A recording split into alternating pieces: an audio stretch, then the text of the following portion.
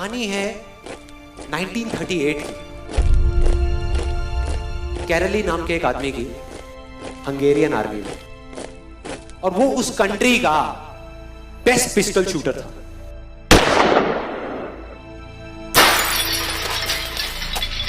जितनी भी national championships हुई थी उस कंट्री में, उसको वो जीत चुका था।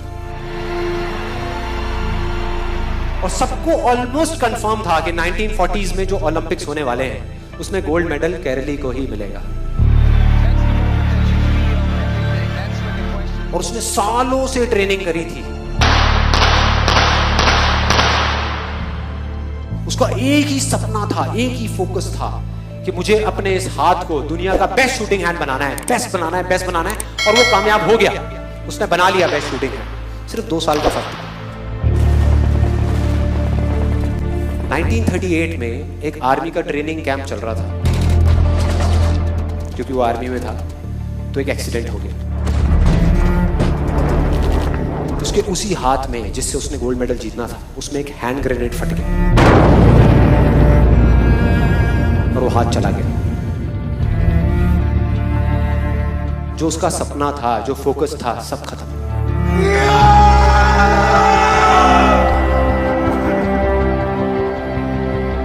उसके पास 2 रास्ते थे। एक तो ये कि वो बाकी की पूरी जिंदगी रोता रहे और कहीं जा करके छुप जाए, या अपना जो गोल था जिस पे उसने फोकस किया हुआ था उसको पकड़ करके रखे। तो उसने फोकस किया उस पे नहीं जो चला गया था, जो उसके पास नहीं था। उसने फोकस किया उस पे जो उसके पास था।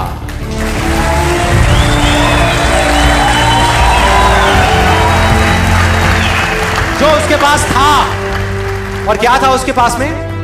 एक लेफ्ट हैंड, एक ऐसा हाथ जिससे वो लिख तक नहीं सकता था। 1 महीने तक उसका हॉस्पिटल में इलाज चला इस हाथ के लिए, और सही 1 महीने बाद अपनी ट्रेनिंग शुरू करती इस हाथ की।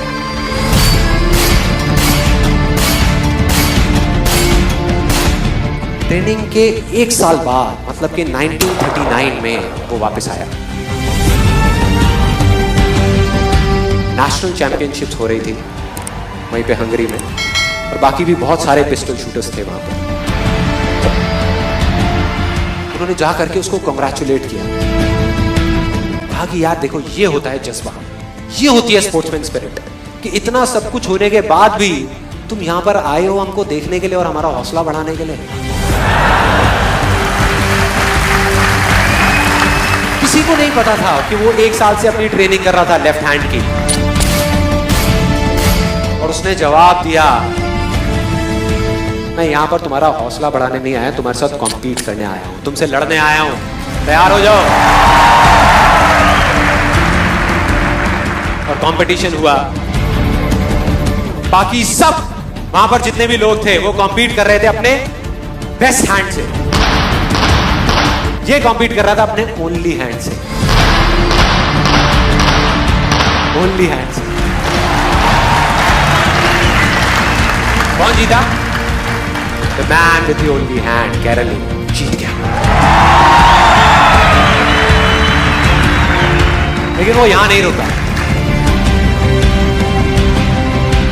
उसका गोल क्लियर था कि मुझे इस हाथ को इस कंट्री का नहीं, इस पूरी दुनिया का बेस्ट शूटिंग हैंड बनाना है।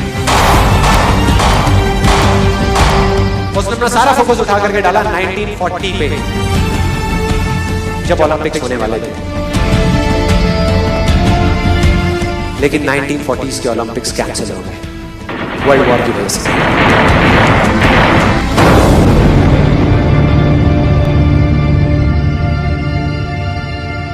उसने अपना सारा फोकस उठा करके कहां डाल दिया? 1944 में जो ओलंपिक्स होने वाले थे उसके ऊपर। और 1944 में जो ओलंपिक्स होने वाले थे वो भी कैंसिल हो गए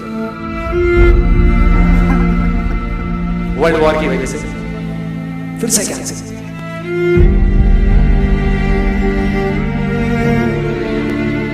उसने अपना सारा फोकस उठा करके डाल दिया 1948 के ओलंपिक्स में। 1938 में उसकी एज थी 28 साल, 1948 में उसकी एज हो चुकी थी 38 इयर्स।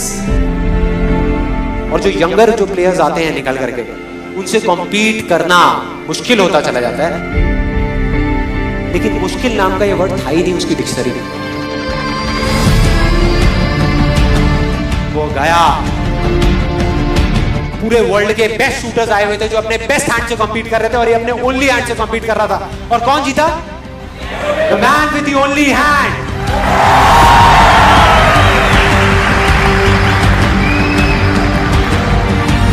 लेकिन वो तब भी नहीं रुका। 1952 ओलंपिक्स, दोबारा कॉम्पीट किया उसने, और इस बार गोल्ड मेडल कौन जीता? कैरल ली। 4 साल बाद दोबारा से, और पूरी की पूरी हिस्ट्री को बदल करके रख दिया ओलंपिक्स। इस पर्टिकुलर कंपटीशन में उससे पहले किसी भी एथलीट ने लगातार 2 गोल्ड मेडल्स नहीं जीते।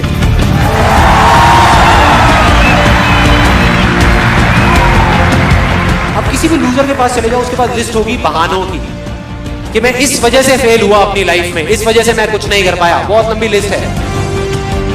और दूसरी तरफ विनर के पास चले जाओ, उसके पास में 1000 वजह होगी वो ना करने की जो वो करना चाहता है, सिर्फ एक वजह होगी वो करने की जो वो करना चाहता है, और वो कर जाएगा।